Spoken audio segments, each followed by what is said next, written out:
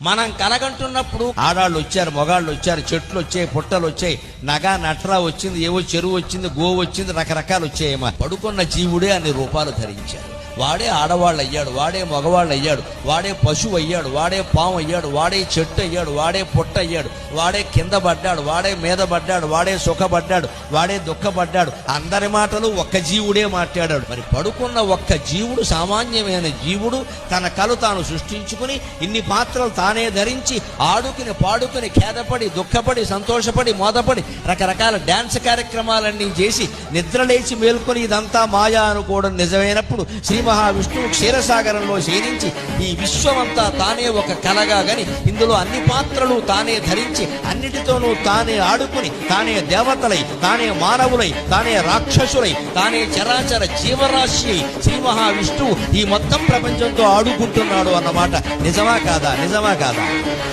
పక్కా నిజం, పక్కా నిజం, పక్కా నిజం.